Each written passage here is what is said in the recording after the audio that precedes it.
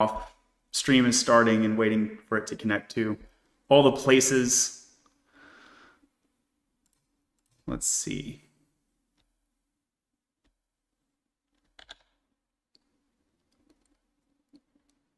Looks like LinkedIn is working fine. And here comes YouTube. Wonderful.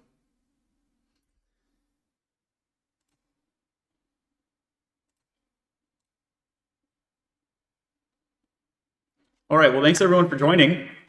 Welcome to Roman. Today's topic is how to avoid being crippled by anxiety in interviews. And so I want to set the scene. Imagine this. Imagine an interview process that fills you with confidence and positive excitement instead of anxiety. Envision walking into every interview knowing that you have the tools to succeed, feeling genuinely empowered, as opposed to having to pretend behind a facade. And so, hi, my name's John. I'm a staff software engineer with 10 plus years of experience. I have a PhD in economics where I studied employer perception and attitudes. I recently went through the job search myself earlier this year over the summer, and I was able to land an offer within a month and then an offer that I actually like within 2 months. And this was in a period of time where many people were facing a lot of difficulty. I think I owe part of my success to a number of things. Part of that will be related to managing anxiety on the job search. So I hope you can take something away from this. I'm also the lead maintainer of an open source website called latterly.io, which is a platform that will help you learn to code and land your first or next programming role. And there are other tips besides anxiety management on that website, things like social networking, which are obviously crucial to the job search as well. Roman, would you care to introduce yourself? Yeah, hey, I'm Roman Yusupov. I am a former senior software developer at Amazon. I have 20 years total experience as a software developer. 9 of them were at Amazon. I've have a lot of interviewing experience. I was an Amazon bar raiser, which for those unfamiliar is kind of the person that runs the interview process at Amazon, ensures calibration and the bar is met, etc. I've interviewed over 300 people, so I've seen a lot of pluses and minuses of the interview process. And I've also helped hire dozens of people. So I know what it takes to kind of make it into those companies. And now I'm a professional career coach. I specialize in working with software developers, especially mid-career engineers, and helping them land the jobs of their dream or of their dreams. Great. And thank you so much for being here. Let me say a thing or two about how I came across you. And that is with this website, Taro. So jointaro.com. And Taro has a Q&A functionality similar to Stack Overflow. And an individual came and asked a question. They were dealing with anxiety on the job search. And I posted an answer. Felt really good about this answer. And so I checked back a few days later and I was flabbergasted. I had someone else with even more points on their answer. And this was Roman. And I read the answer. I thought, this is a really good answer. Let me reach out to him and see if he wouldn't mind doing a bit of an interview, a bit of a podcast, a video. And he graciously accepted. So thanks for being here. Let's dive in. Let's dive into the main topic. So what would be your perspective then on how we should approach the interview process to maximize success, mitigate anxiety? Yeah, so I think a big thing is that a lot of times when people approach interviews, it's about the knowledge and the information that they have and the practice and all of that, which is important. But there's also another component to it, and it's the mindset, right? It's like, how do we approach the interview process versus just the pure knowledge that we have and trying to get our confidence from that. So really the overarching theme is that interviews are a learning journey. We often treat interviews as a trophy where we prepare for months and then the interview is the thing that's going to get us what we want, which is a job. But a healthier approach is to look at the interview as part of our process, our preparation process, where the trophy isn't the job, it's the learnings that you get from each interview. And as you accumulate them, that's going to lead you to the job. That takes the pressure off of just having this one big payout at the end, and it makes it just more sustainable in the process. And so I'm going to talk about a few points, a few ways, a few approaches that might help you see the interviews from this point of view. So the first one is going to be that interviews aren't a pass-fail test. We've all been so conditioned in school to treat everything as an exam, where it's like you either get a good grade or you don't. But in the real world, that's just not the case, right? So interviews are not tests, right? They're opportunities for you to learn about the company, opportunities for you to test your skills, and to then to get feedback so you can take that and improve your skills.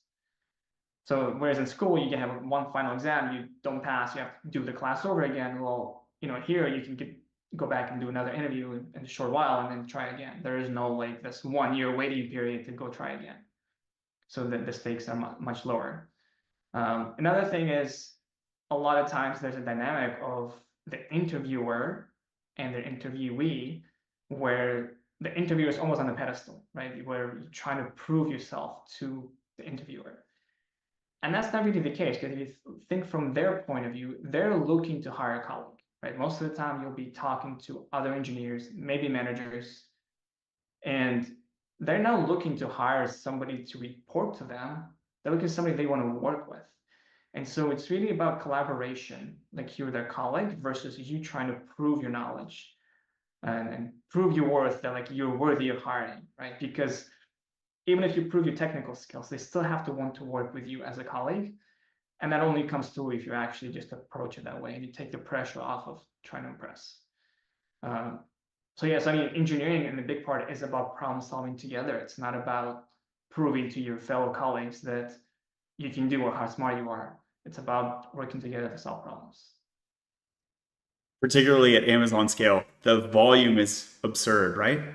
I agree with a lot of this. I want to try to provide a few thoughts without giving away my spiel that we'll be getting to later. But I think the first note is that in sales, there's a technique called assuming the win, right? And I think this goes hand in hand with the idea of working with someone and talking to them as if you're already their teammate. And I think this goes over well tactically in the interview as opposed to the pedestal idea. Some of this, you do want to put yourself in the interviewer's shoes. And some of this comes down to what are they going to remember? And one of the techniques that I offer here, I don't know if you agree with this, I'd be curious about your feedback, is thank over apology. And so I think if someone is reflecting on the interview as an interviewer, if I'm in calibration, what happened? I'm trying to remember what happened. I'll tend to remember if the candidate made mistakes. And one of the ways to really flag that in my memory is if I remember them apologizing to me, especially if they're apologizing like profusely.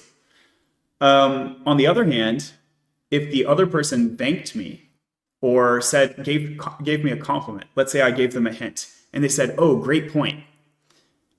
That is a really positive thing that sticks in my memory. And I think it goes together with this idea of talking to them as if they were a teammate. If something went well on the job, I think it's a good practice as well to compliment a lot, basically. The idea of point. Yeah, go ahead. Yeah, a point that kind of brought up for me was also coachability, right? And the process of interviewing is like if somebody gives you help or gives you a hint, you can be gracious and accepting it and using it. Because that's what you do in the real world with a real colleague. You wouldn't be competitive and like, oh, they gave me a hint. Now, like, my points get deducted because now I got a hint. Absolutely. It's all additive. It's not taken away. It's not a zero-sum game. Absolutely. It's all moving you forward. There's a book called Yes and. Have you heard of this? Or even the concept? I've done improv before, so wonderful. I know the concept. I think this is a fantastic technique from the world of theater and improv that works on the job and particularly in the interview, the yes and. I also agree with the idea that interviews aren't pass-fail. Maybe a slightly different angle that I can come at this with is what do we mean by failure? And when I speak with individuals and I'm helping them prepare for an interview or reflect on a past interview to try to reframe how it went and get the good out of it, get some benefit out of it, get some value out of it. I think if you're able to improve your next interview performance on the basis of takeaways from interview N-1, then it wasn't really a failure. There was some benefit that you gained. And I also think we shouldn't be assuming that we deserve the job, right? So if you can view the interview itself as already a positive thing that you're fortunate to have, I mean, in this economy, right? And if you can go into it with a mindset, you're talking about mindset, I think it's so crucial. A mindset of, I'm happy to be here and I just want to do one thing better. I want to learn one thing. And if you learn one thing and you do the next interview better, maybe you'll get lucky and also get an offer. But I think even if you get the one thing, I think it's already, in some sense, not a failure. What are your thoughts on that? Yeah, I mean, the idea of having one takeaway, I think, is really helpful because then it takes the pressure off of everything having to go right. Like if one thing goes right, then it's a win. And Great. then if you focus on that, the other things will go right as well. That's just the way things happen, usually work. So Great. Okay. What are some other elements of this perspective on how to approach the interview as a process? Maybe if you want to talk to a specific interview or just the whole process of the job search and the collection of interviews, what are some elements that we should be adding to our mindset? So another big theme is perfection. A lot of times people, because our preparation is usually so structured and it's focused on solving problems and getting the right solutions, we get into this mindset of perfection and having to have a perfect interview. And here's the kind of the secret is like, no matter how much you prepare, you're never going to have a perfect interview because when people are involved, things are going to go in directions you don't expect. And so really it's more about just showing up authentically and showing up and kind of as yourself. And just focus on the process of building connections, on solving problems, on just showcasing yourself in the best way you can. And then everything else will follow from that. And the best interviews might be the imperfect ones where you just make a connection with that person and they may actually speak up for you when it comes later to the debrief and say, hey, this person wasn't perfect, but I like them the way they showed up and I would want to have them as a colleague, which speaks so much louder than someone that did perfectly but made no personal impression on the interview at all. So I feel like that's a big theme is don't aim for perfection. Aim for just showing up, being present, and doing the best you can, and trust that that'll be enough for the hiring decision. And the other thing too is that, building off of what we talked about earlier about the pedestal and the interviewer, having been on the other side, I was never in an interview as someone that's trying to get people to fail. Because as an interviewer, my job is literally to have you succeed because I don't want to have to interview 50 people to hire one person or to get one person on board. I'd rather do one interview, hire that person, go back to my day job of doing software development. And so if you just make that one assumption that the interviewer is already on your side, that you have the same goal in mind, which is for you to succeed, then you might, your perception might change of how things happen in an interview. You won't maybe expect them to try to give you curveballs or things to try and get you to fail, but realize they're actually giving you help and hints and other things to get you to succeed. And that you're in the process literally together because your success means their success. Absolutely. As an employer, whether I'm the interviewer or if I'm thinking from the business perspective, as a higher level, maybe a manager at a larger company, I want to make good hires, right? If we can get a good hire, that's going to benefit us hopefully for years and years. So I do think it's true that the interviewer is on your side. And a couple of thoughts that I have here. Look, the interviewer is not perfect either, right? So it's true. As the candidate, sometimes we put too much pressure on ourselves. We want to be perfect. Here's the bad news. First of all, perfect doesn't exist. So we shouldn't even strive at it. But what if you are perfect and the interviewer makes a mistake? You might still not get the offer. So in some ways, it's better to be well perceived and have a relationship with your interviewer, besides obviously writing good code and passing the cases, mentioning your impact that you had and your behavioral answers. So you need to check the boxes. But I think something you said is key, Ramon, which is be the person that they actually want to work with. Be the person that they actually want to work with, and that ideally they go into the debrief or the calibration meeting and they're speaking up for you, that there's almost a je ne sais quoi, like besides the matrix, there's something else I liked about this person. I really like that. So I think it addresses this concern I'm envisioning right now, like a student telling me, how can you tell me not to be perfect? Like, are you telling me not to do my best? And I think this concept of perfection that we have is like, maybe someone who is perfect is someone who solves the LeetCode code question without a hint. That's actually not a perfect person. That's actually not a perfect person. Right. So I think these other ideas that you offer, which is try to do the best you can. Focus on having an authentic connection and ideally building a bit of rapport, a bit of a relationship with that person. Right. And then realize that the other person is not perfect either. So try to be the person that they want to work with over trying to be a perfect person. Here's another sort of toxin which might sneak in. What if you as the candidate prepare very well and you start to view yourself as perfect? Now you can come off a bit rude in the interview. That's not going to go well either, right? Yeah, I had a post that I put up on LinkedIn, specifically a story about that, where a candidate that came through technically was flawless. He solved 3 different problems in the time that most people solve one, but he came off as kind of being above the interview process, above the questions we're asking. Like, questions were too simple, and like, are we really asking him about runtime performance? It's so basic. It's so like, yeah, just it's so simple, right? And so in the debrief, like, we all acknowledged, yeah, he did well technically, but it was really a hard sell trying to get somebody to take him onto the team because, again, there's a human factor, right? We all acknowledge that it would be great somewhere else, but no one would acknowledge that, hey, I'm going to take him on and actually give him the coaching and everything else to try to help him work through the ego issues. And so that's the case where being technically perfect, it's still not enough. Yeah. And so even if you're perfect, you're still not perfect because you missed out on something. And so even when you aim for perfection, you're still gonna be missing something. So if you don't aim for perfection, chances are you come across more personable and likable, and whatever technical gaps you have, as long as they're not just huge, you can compensate for or adjust for by through your soft skills, your human interaction skills. I think that's right. I think that's right. And the candidate, many of these big tech companies in particular, the candidate pool is also really large. So you can actually do quite well and rejection still might happen, right? You can actually get the leak code answers right and you still might not be the best person. Maybe someone did it slightly quicker. Someone else had a better system design round. So what are we to make of the fact that at the end of the interview round, I can reflect and I can say, what did I do well? And I can feel that I did really well. But then sometimes you still don't get that offer.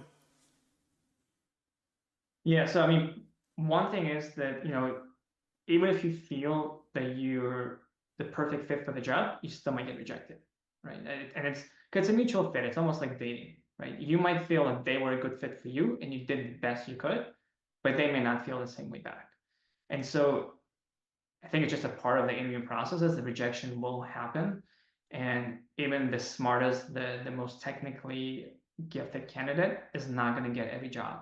So instead of focusing on getting every job, which you actually don't need, right? You only need that one job that's a good fit for you. Focus on fit. Focus on learning about, do you feel like that job is a good fit, like based on what you learned from the interview process? Do you feel like you would want to work with the people that are interviewing you? Because it's a two-way street. And just because they're saying yes to you doesn't mean you have to say yes to them. And just because they're saying no to you, it doesn't mean you have to say yes to them either, because you could also say no to them at the same time. So use the opportunity to really kind of learn about what you need out of a job, whether the environment, the culture, whatever you get from the interview process is the right fit for you, and just accept that sometimes it just won't work out for reasons outside of your control. Now, another point is, jumping off the point earlier about not trying to be perfect, is most people they underestimate when they're ready to start interview because they feel like they have to be at their 100% before they start. And the truth is, partially because interviews are a learning process, and partially because we're just not very good at estimating where we are, because there's always more room to grow. I recommend shooting for 70 or 80%. So when you feel like you're 70 or 80% ready from a technical point of view, from an interview point of view, start interviewing. Because the downside is maybe you realize you're not quite ready yet and you will get some targeted feedback on something you can improve.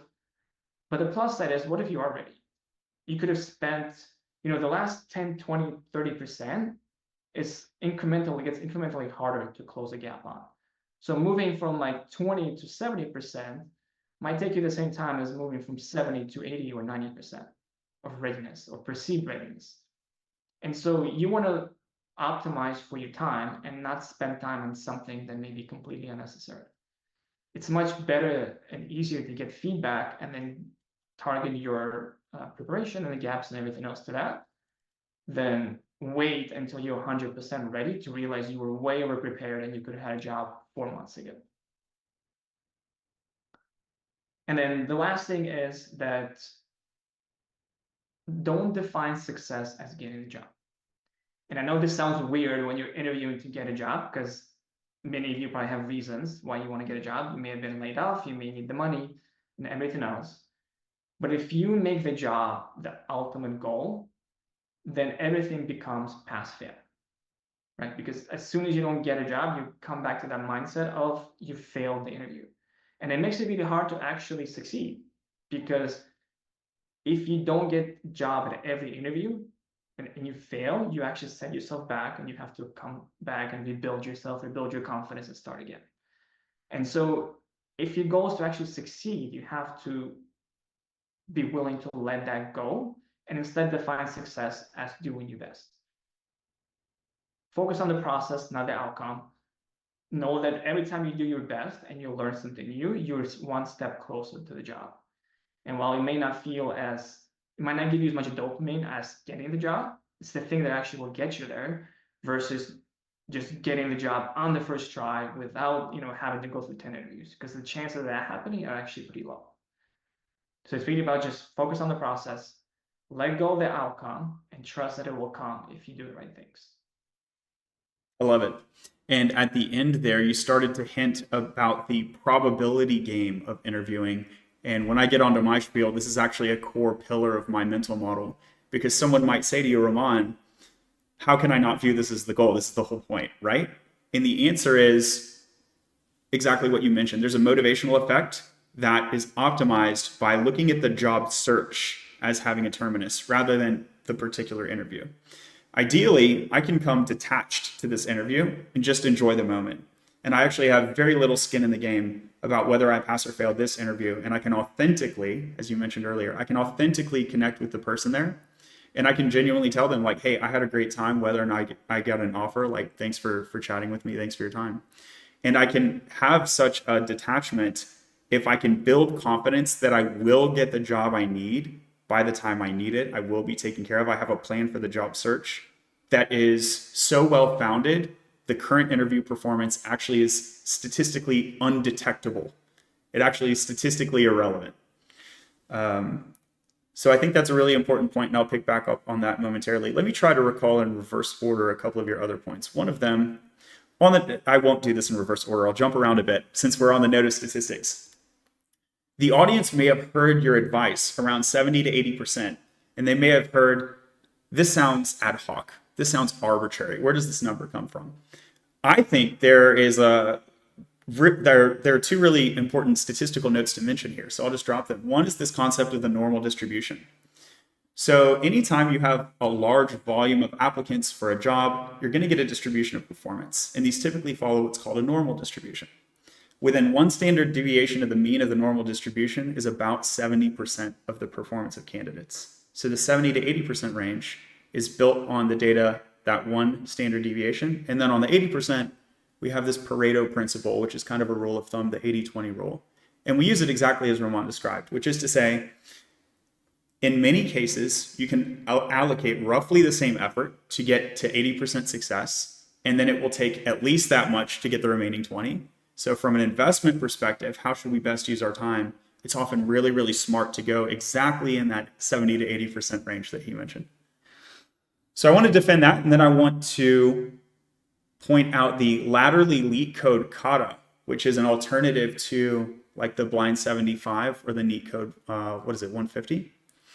The laterally leak code kata shoots for 70 to 80% coverage of leak code kinds by pattern with a problem set of only a dozen problems. So that can be a really good leverage tool for the efficient use of your time. I think the blind 75 is great, but it can be frankly overwhelming for a lot of people who are just starting out. They get hit with an ocean wave of 75 problems. Okay, this is supposed to be the place to start, but now I have to ask among the 75 where I start. And so I would encourage you to check out the laterally leak code kata on the laterally blog. I think those are the thoughts that came to mind on your points. Do you have any further points, or should we flip the table over to my spiel? Yeah, the only analogy that came up for me was, if you think about something like working out, right? If you like, I want to lose weight, or I want to get strength, or I want to get bigger muscles, whatever it is. If every time you step in the gym and your expectation is this is a time that you're going to get big, chances are you won't make it too far into your workout regimen, right? And that's how I view interviews. Interviews are the workouts, right? Every workout gets you a little bit stronger, a little bit bigger, and you have to learn to enjoy the process of being in the gym, right? You can't always just be like, am I there yet? Just keep measuring your progress every time, because it's going to make it very difficult. But if you genuinely enjoy being in the gym, working out, chatting with the person next to you, having somebody spot you, and you want to do this and you want to keep coming back, you almost guaranteed to get to the result. Like, it's really hard not to get there, because you're going to be consistent, you're going to keep doing it, and you're going to stay motivated, and that's going to help you get to the end result. I resonate with that a bit. This is not a note that I have written down, but your concept of thinking about the gym, I wonder if we can help ameliorate anxiety just by altering our focus slightly. Because when I think about the gym, I could think about how exhausted I'm going to be afterwards, how I won't do anything for the rest of the day, and I'll be sore the following morning, right? So I can decide beforehand to be pessimistic, and sometimes that altogether prevents me from even going, right? Or I can swipe on TikTok until I run into a David Goggins video and say, wow, it would be nice if my biceps were a little more defined. Maybe I should go because I can get something out of it. And so maybe it's just focusing on the positive, even though the truth is there are positive and negative elements about the interview. Let's be honest. It's not all roses, isn't it? But maybe if we can draw our focus to the positive, that motivational effect will help somewhat to this anxiety. I hope. I haven't tested this specific item out. Okay, can I mention a few items that I have tested out? Yeah, jump for it. Go for it. When the audience hears these, there will be a significant degree of overlap with the advice that Roman has already given. Roman, I apologize. And so I think that's appropriate because, frankly, I think he covered all the bases there. Hopefully, when I speak to them, two things will happen. One, you can get a slight different perspective on the same thing. Sometimes if you hear the same concept in two explanations, it will help to get you a more holistic mental picture that sticks. And then the other thing is just repetition. So classic marketing, right? Sometimes a message recipient needs to hear the message up to even 7 times, again, for that knowledge to be retained, for the message to stick. Feel free to drop a comment or a question if any of this is unclear. And I think the one that I'll launch off with is this idea of the snowball method. So Roman, correct me if I misspeak here, but I think one of the pillars of your advice is to treat particular interviews as a learning process. And so that in this interview, I'm going to practice. There's like an element of practice and you get better that way. And then afterwards, there's an element of reflection and maybe you get better that way. And so in some sense, this creates like a success snowball, right? So I'll use this concept of the snowball in a slightly different way, which also has this added tactic to do with the tier of the company that you're applying at. And here I have in mind software engineers. I think a lot of our advice till this point has been applicable across job families, by the way. But I, in particular, call to mind software engineer, application process. And you may know, as a former bar raiser at Amazon, that Amazon's interview is more difficult than certain other companies. And so what I encourage people to do, and what I've practiced myself when I obtained my offers earlier this year, is start with tier 3 companies. And different people will use these terms slightly different ways. What I mean when I say this is simply a company that doesn't have broad brand recognition. It doesn't mean they're a bad company. They're called a no-name company just because they aren't well known. If you tell your mother that I went and interviewed at this company, she might not know what that means.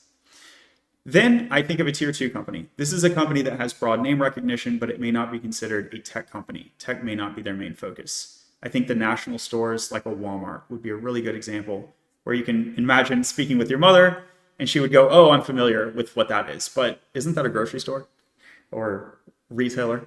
And of course, the big tech, big N FANG companies are your tier one. But by the time that you get there, you're able to leverage this practice and you can get really, really sharp. And so an advantage of this approach is twofold. One, the practice and the building confidence and the learnings. All of these elements, I think we're harping on those points. There's another advantage we haven't talked about yet, which is that it creates a form of insurance. Because if you get the offer at the tier 3 company, and then you get the offer at the tier 2 company, you are technically more detached from the financial incentive of the tier 1. Because even if you don't get an offer, you already have an offer.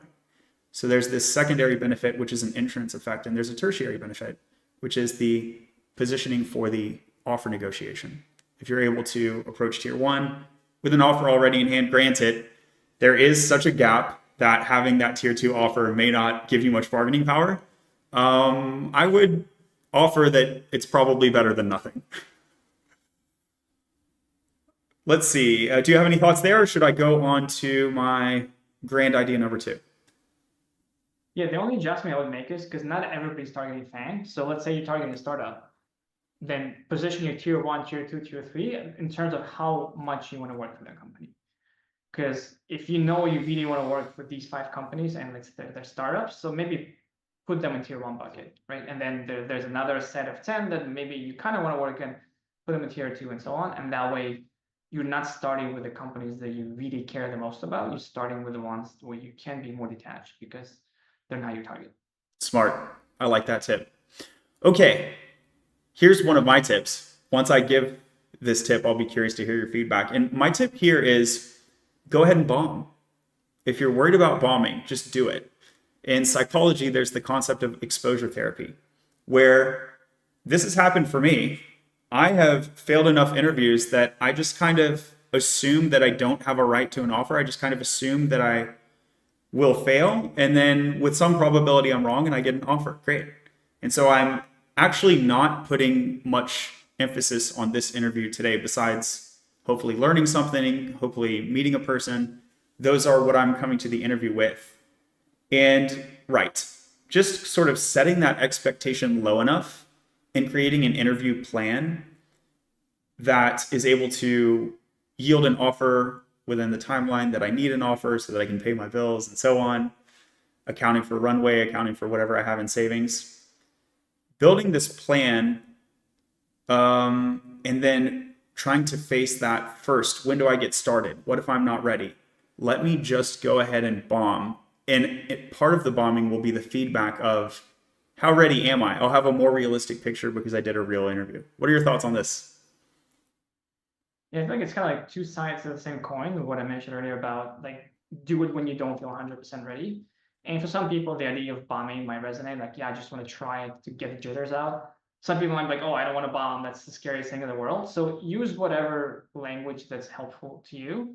But the idea is the same, right? It's like go before you feel you're ready, because you're either going to find out you are already ready or you're going to get really targeted feedback.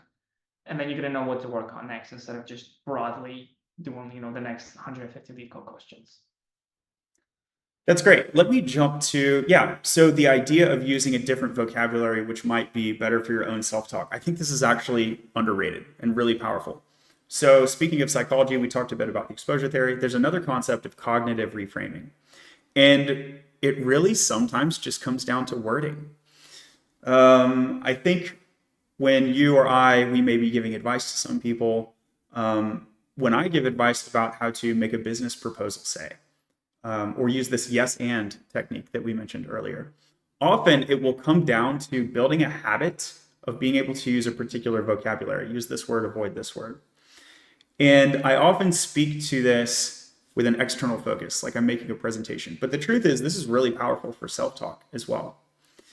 And there's a book, hopefully I've got this right. Is it Growth Mindset? Do you remember the name of the book? Let me Google this quickly. I know the concept. I can find this in about 20 seconds. Carol Dweck, Dweck. The book is called Mindset, The New Psychology of Success. Very good book. In it, she defines the growth mindset. she also defines the concept of a fake growth mindset. And so if you've also read the book Radical Candor, there's this idea of toxic positivity. So I won't try to summarize the whole book here, but I will say this idea of reframing failure into learning, failure into a growth opportunity is not something Roman and I are simply saying. There's really strong academic evidence to the fact that this works. And that would be one of the books that I push you towards. And I would also say, please don't take this naive approach where we just reframe everything bad as good. There are some toxic positive edge cases. So let me recommend that book one more time rather than trying to go by memory and recount them. But yes, the idea of, hey, maybe we shouldn't view this as go ahead and bomb. I think that's one thing that works for me. But if it gives someone else the jitters, how could we talk about the same concept with different words? Maybe it is put your foot in the water. How about that? Like a pool analogy or a river analogy, where the idea is, I don't really know if I'm ready to start this snowball. I'm feeling maybe 70 or 80%, but maybe not. Maybe I'm only 50%. How can I get some feedback? And one of the ways is if you organize these companies, tier 3, 2, 1, or as Roman advised, kind of like maybe least preferred, but still acceptable to most preferred. Pick a test case, move forward with the interview, and give yourself the freedom to not be brokenhearted if you don't get an offer in that case. How'd I do? Did that make sense? Yeah, I think that was good. Assuming you're asking me, so yeah. I did, yeah. And then the last one, this is sort of trite, but I think it's worth mentioning. I don't think we could consider our advice comprehensive unless we mention the fact that some anxiety is medically symptomatic, right? I'm not a medical doctor, but as I understand it, hydrating, sleeping, you might want to watch caffeine intake. You might want to consider other nootropics, like if you drink green tea, it'll include theanine, if I've got this right, alongside the caffeine, which for many people will reduce symptoms of jitters. Hydrating, electrolytes, exercising, regular exercise will help. And then also, if possible, and we can't just wave a wand to make this happen, but if possible, having your finances in order and understanding your roadway, your runway, how long you are able to support the interview job search. You might make a trade as follows. I am willing to have a longer job search so that I can achieve a job that is more desired, as opposed to having a shorter job search and accepting a job temporarily while I continue to search anyway. Sometimes the latter is necessary for reasons of the budget, right? Financial reasons. But with a bit of planning, maybe it's the 80-20 rule again. With a bit of planning, we can improve the career trajectory. And that's one of the things that I like to highlight when I speak to people is we can talk about the level of the interview, the level of the job, the level of the job search. Often, if we look at the career trajectory and optimizing on the career, we'll make trades that are non-obvious in the short run. So you might imagine like a triangle, where if you're going ABC, A squared plus B squared is C squared, if you view the current interview as the end all be all, you might burn yourself out cramming for the interview. Or you might even take the wrong job, where if you had thought further out into the future, you might have had your goal might actually not be to get a job right now. You might just do some more practice. Because some of these jobs are rather hard to get, right? Again, if we think about an Amazon, if we think about a Meta, granted, not everyone is shooting for that, but sometimes it requires months of prep. And so just doing a bit of planning during job search time, and I think this is good advice if you're currently employed. If you're currently employed, my recent job search was because I was unexpectedly laid off. And thankfully, I had some runway. Also, thankfully, I didn't need it. but it took some of the stress out of it for me because I just made it a practice of budgeting while I was still employed. So thinking ahead to your next job search, maybe.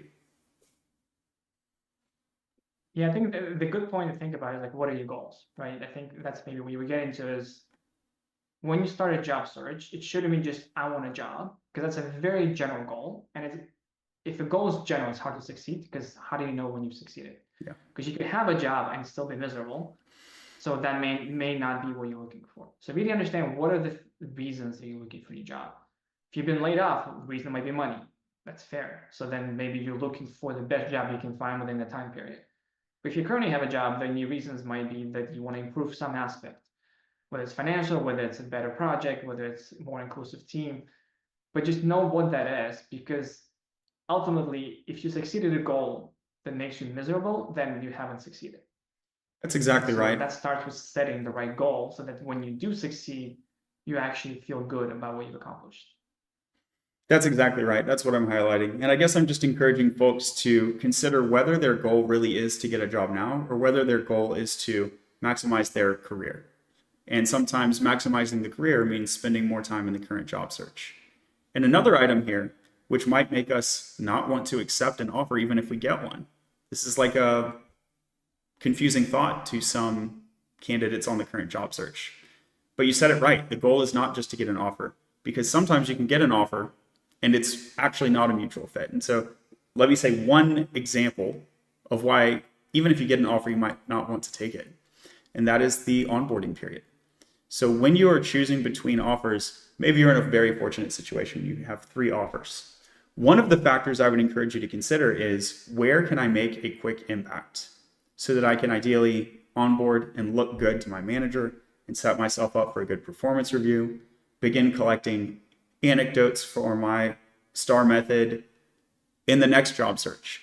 So thinking one job search ahead and thinking about the onboarding period at your new job, I think these things are elements of those other goals besides the Boolean indicator of whether or not I got an offer that we might want to think about. Yeah, absolutely. And to touch also on the point you made about like when you're searching for jobs, take a broader look at your life. I think a lot of times anxiety comes into play when we have tunnel vision. We're laser focused on one thing, which can make or break not only that thing, but our whole life, right? So if your job search is the only thing going on in your life right now, or the only thing you're spending all your time on, then yeah, it's gonna feel much worse if you don't get a job because that's literally your life. But what you want to lean on in those times is to actually have a more rounded life, have people in your life you can talk to, spend time with friends, like do physical activities, just to make sure that you have other things in your life. Because then if 20% of your life feels like a failure, it's much less daunting than if 100% of your life feels like a failure. So it's really just kind of mixing things up so that you give the job search and your career a proper place instead of making it your whole life. Makes sense. Good. Okay, so I think we've covered anxiety fairly well, except the title of today's episode is on anxiety and imposter syndrome, if I recall. Let me double check on that. Actually, no, that's not the title we landed on. I apologize for that. I still would like to say a bit about imposter syndrome because I think it's a source of anxiety. And so maybe I'll go through these quicker and get your feedback at the end of, I'll do 3 notes. Does that sound good? So 3 notes on how to address imposter syndrome specifically. One of them will be build a portfolio. So there is some controversy in the industry. Do you need a portfolio to get that next job? The answer is no, you don't need it across the board. It's helpful in some cases. It's a waste of time in other cases. But if we forget about the propensity to have your resume moved into a screen, so if we forget about that funnel, and if we're only thinking about imposter syndrome itself, the portfolio is a nice tool here because it's a thing outside yourself. You're able to have sort of a proof point to yourself. So I like it for that reason. I think time boxing will be crucial along these lines, although we want to be able to demonstrate our skills and maybe pass it to someone else for some external review, external validation. We do have a job search we're trying to conduct, so maybe limit this to a week or 2, unless you have some special reason to go longer. And there are special reasons to go longer. One would be if you would like to add a new skill to your resume. So this is not merely a addressing of imposter syndrome. It's actually a skill building exercise. Okay, fine. Take another week or two, maybe, if your runway supports it and so forth. So I think the portfolio is one tool, and then we can generalize that to external validation outside of the portfolio. This could include sitting for a certification. Amazon has some recognized certifications. I will say, again, I have the PhD in economics where I studied things employers care about, and the median certification has a 0 effect on employer perception. So don't pick a random certification. Don't pick the average. Don't pick a median. You really want to look at the top of market. Frankly, as a rough heuristic, only the top 5% of certifications matter at all, like even register a statistical signal.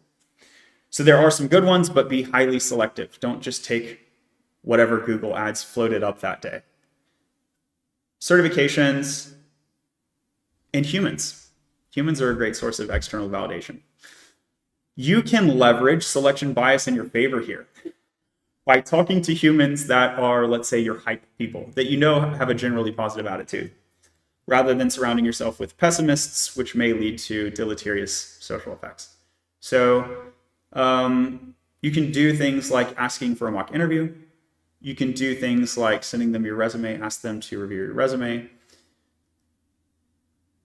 And I also think content creation is useful here. So besides getting sort of crowdsourced feedback on whatever you're doing, you can just talk about what you did that day, get some sort of crowdsourced feedback.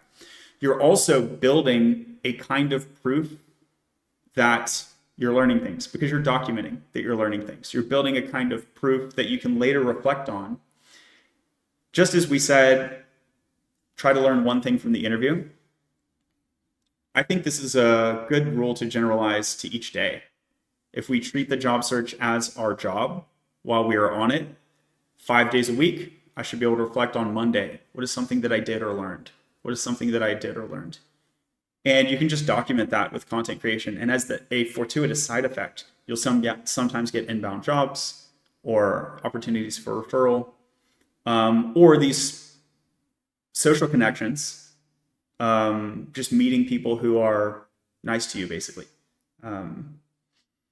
It's true, there are lots of haters that drop comments, but haters do not tend to follow you.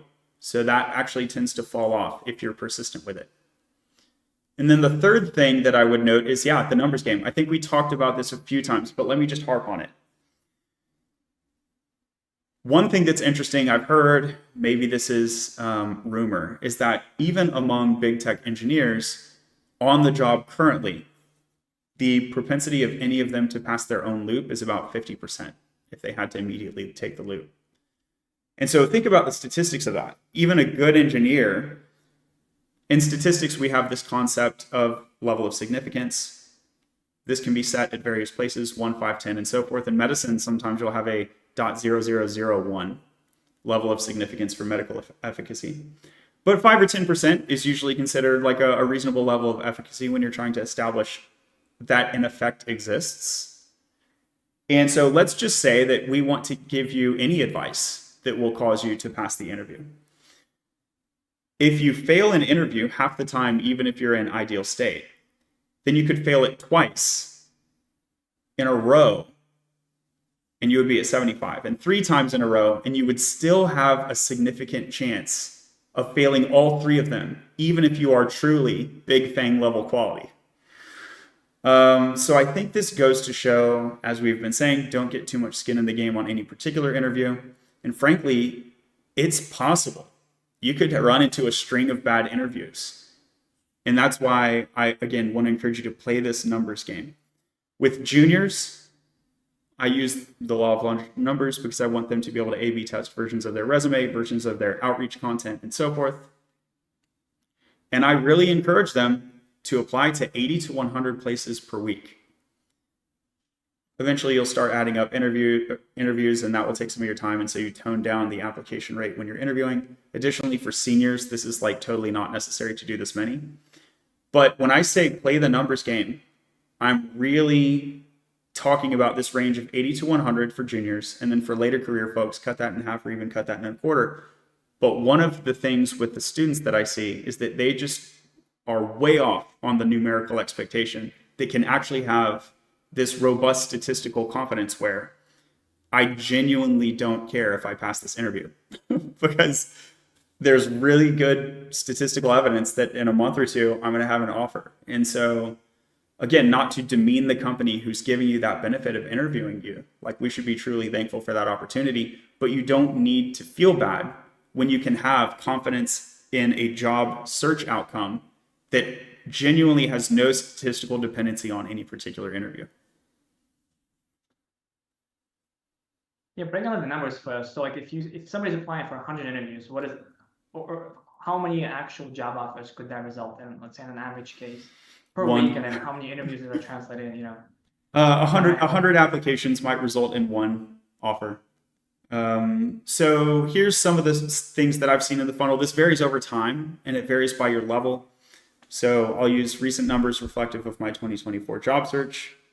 Hopefully these get better. The Fed cut rates. When the rates go down, propensity to hire goes up. So hopefully the market will be a bit easier in 2025. Still, we know that estimating the worst case helps us to create a plan for even better cases, don't we? So when I applied on the recent, by the way, there's a blog article at latterly.io. Let me pull the name of it. So I'll recount some of this data, but you can also look it up. And this is blog 15 on cover letters and resume tailoring. So what I found in my case is that if you have a high quality resume, then customizing it per application has no statistical difference. Now, if you start with a poorly written resume, making it better will help. We don't want typos. We need to ensure that the ATS is able to parse that we have an education and our years of experience and so forth. So that's somewhat what the article is about, but if you look into the data set that it uses, it also talks about some of these funnel metrics that I'll just briefly recount. Maybe I'll give you 3 of them. So one of them will be when I am trying to socially network and generate a referral based on a cold DM. And I encourage people to use LinkedIn for this, and you can try to connect with someone and you can add a note. Please do immediately add the note, as opposed to waiting for them to accept your note and then DMing them later. That creates a lag in the process, and it also drops their propensity to respond affirmatively. So if you add the note there, and then you're constrained on the message that you put, you can A/B test that message, and the best ones that I did would get something like 10%.